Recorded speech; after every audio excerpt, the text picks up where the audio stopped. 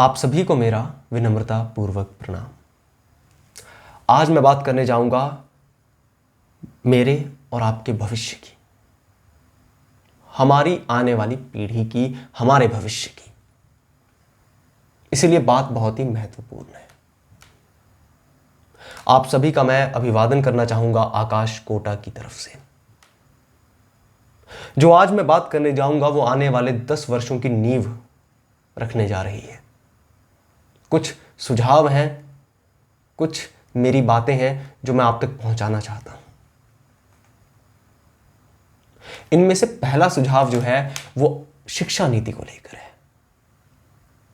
क्योंकि शिक्षा बहुत ही महत्वपूर्ण अंग है किसी भी देश के विकास के लिए, और कहूंगा सर्वश्रेष्ठ और प्रथम रूप से जो अनिवार्य है वह है शिक्षा। यदि ज्ञान की कमी हो तो एक बेहतर समाज का निर्माण नहीं किया जा सकता। आज के युग में जहां पर रोट लर्निंग यानी कि रट्टा मार के पढ़ाई करना बहुत ही ज़्यादा प्रमोट किया जा रहा है, बहुत ही ज़्यादा बढ़ाया जा रहा है, उसे कम से कम किया जाए। मेरा सुझाव है कि हमारी युवा पीढ़ी को अनुभव युक्त शिक्षा का रास्ता दिखाया जाए, क्योंकि अनुभव से प्राप्त किया गया ज्ञान उच्चतम स्तर का ज्ञान है। किताबों की लिखी गई बातों को सिर्फ याद कर लेने से आप शिक्षित नहीं कहलाए जाएंगे। जब तक आप उनका मर्म नहीं समझेंगे तब तक आप शिक्षित नहीं हैं। तो इसीलिए मेरा सुझाव है कि अनुभव युक्त शिक्षा को बढ़ावा दिया जाए, ताकि बच्चों में जागरूकता एवं ललक पैदा हो चीज़ों के प्रति, सीखने के प्रति, सोच का विकास किया जाए, किस तरीके से सोचा जाता है इस चीज़ को बढ़ावा दिया जाए, ताकि और एपीजे अब्दुल कलाम और सीवी रमन और रामानुजन इस देश में पैदा हों।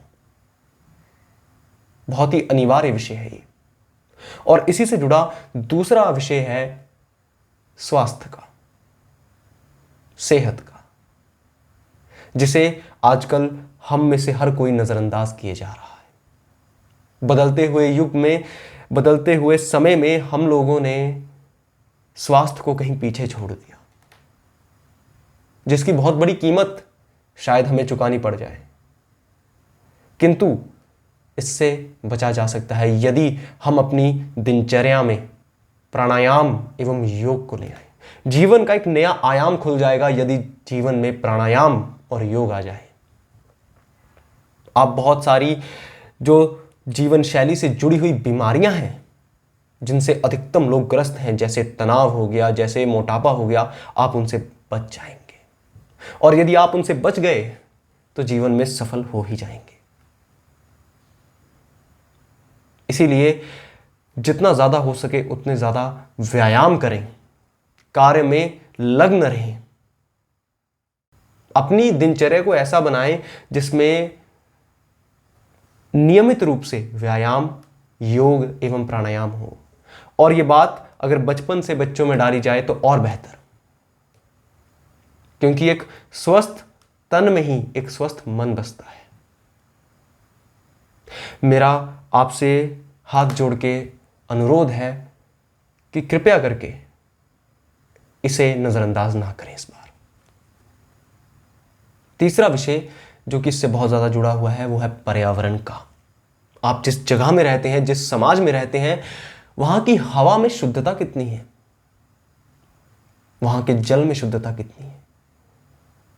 क्या आपने कभी इस बात को सोचा? जब आप सड़क से गुजरते हैं तो बाहर कोहरे की जो चादर दिखाई देती है वो अधिकतम प्रदूषण से होती है। कोहरा तो होता ही नहीं, प्रदूषण हवा में इस स्तर तक फैल चुका है कि देखने में भी बाधा आने लग गई है। और सोचिए अभी ये हाल है तो आने वाले 10 वर्षों में क्या होगा। इसीलिए बहुत ही महत्वपूर्ण है कि हर क्षेत्र में हम कुछ न कुछ जगह आरक्षित करें वनों के लिए, जंगलों के लिए, पेड़ पौधों के लिए। ये आरक्षित की गई जगह हमारे भविष्य के लिए, हमारे आगे आने वाली पीढ़ी के भविष्य के लिए बहुत महत्वपूर्ण है। आपका लगाया गया एक पेड़ आज बहुत ज्यादा महत्व रखता है आपके लिए, आपके आने वाली पीढ़ी के लिए, इस समाज के लिए, इस देश के लिए। तो कृपया करके अपने पर्यावरण का ध्यान रखें, क्योंकि आज आपका एक एक कदम कल के भविष्य की नींव रखेगा। इसलिए बहुत ही सोच समझ के एक एक कदम उठाएं। बदलते हुए युग में अपना योगदान अवश्य दें। जो बातें, जो सुझाव मैंने आपके साथ साझा किए, मैं तो अपने स्तर पे पूर्ण प्रयास करूंगा।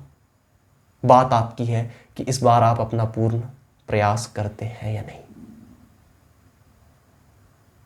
तो इस बार अपने किए गए वादों से, कर्तव्य से पीछे मत हटना।